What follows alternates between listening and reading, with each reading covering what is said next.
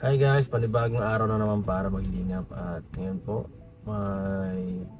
meron tayong isang napakahalagang sorpresa para kay Early po. At yan, sigurado matutuwa po ang naman niya nito, pati siya, kasi sa wakas sa tinagal-tagal ng panahon ito po matutupad na ang isa sa pinaka hinahangad nila. At kailangan rin nila talaga ito kasi yan po tungkol ito dun sa kanilang lupa na sa kanilang dun sa ito pong na to ay matagal na po itong sa akin ng sponsor at ipasikaso kasi po nung dati po naawa po sila sa kay Early dahil yun nga po grabe po yung yung mga nangyayari sa kanila dun sa kanilang lumang bahay. Una sa lahat po ay binabaha po ito ng halos kalahati nung sa bahay nila, which is napakadelikado, lalo na po yung bahay po nila ay hindi maganda ang haligi, ang pagkagawa.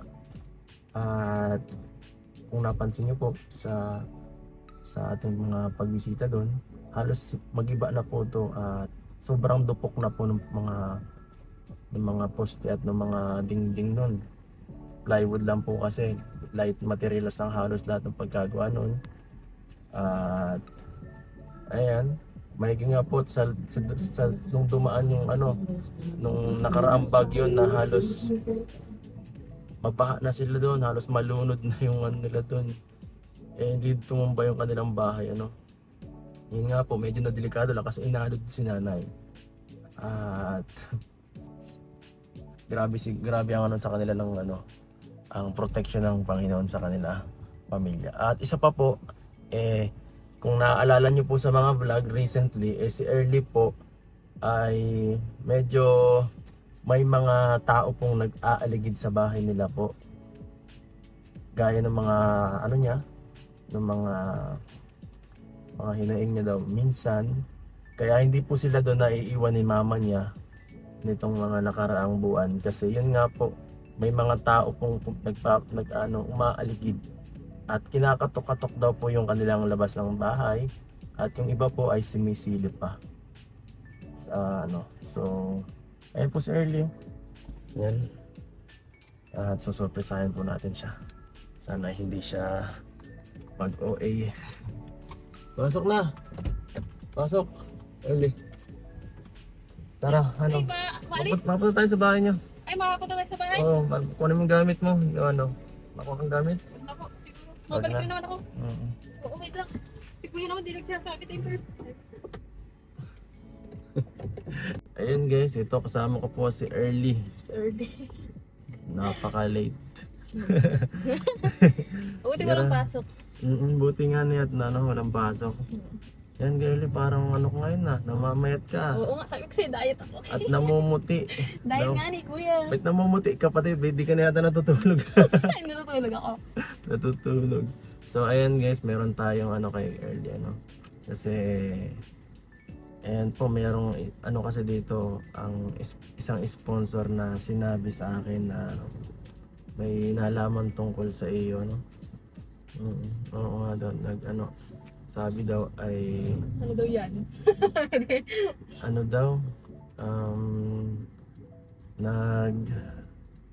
May mga naglilig kasi.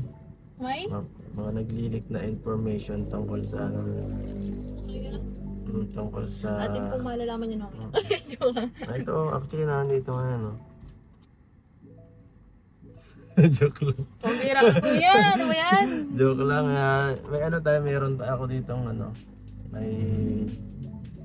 may tungkol din to talaga sa sponsors, at may parang i-offer sa inyo at gusto kong kasama kayo ni mama mo pag sabi ko nun, para pagdesisyonan nyo ng mabuti, kasi may mapaaral yata sa'yo sa Maynila ay much better na. tingnan natin kung anong mangyayari kung papayag si mama mo. Mapapalayo pa lang guys. Magiging independent na talaga ako dito. Tatanungin natin si mama mo. Ayan po. Nay. Nay, magandang hapon po. May balita po ako kay Early, may offer ako. Kala ko may maasaw. Pero balik ka. Asawa. Kala ko meron ng kasama. Ay, naku, di pa pwede. Di ba pwede? Oo. Mag-shoota. Mabag wala ng shoota. Si Arjun. Joke lang. Joke lang. Bakit paano, no? Bakit kumaba? Joke lang po. Hindi yun, iba yun. Hirap ng buhay. Di muna. Huwag muna pag... Oo, madating na lang yan ako. Ano? Ibang offer po. Ang hirap ng pinagdaanan tapos ay Asawa lang. maagad-agad. Ay, naku. Wala nga boyfriend. Asawa pa kaya? Ibang offer Kahit po. nga, Ah. ano din namin tatangpa pa ng gastos po doon sa asawa pa. Kahit pag-graduate, hindi muna. Hindi na, matrabaho muna. Matrabaho mo na. Mapatayo pa ng negosyo. Mamano. Ay ano pa lang, ano. Kaso may ano eh. May offer yung sponsor. Sabi daw, ano, pag-isipan nyo. Kasi si Early may gusto magpa-aral nito kayo sa Maynila.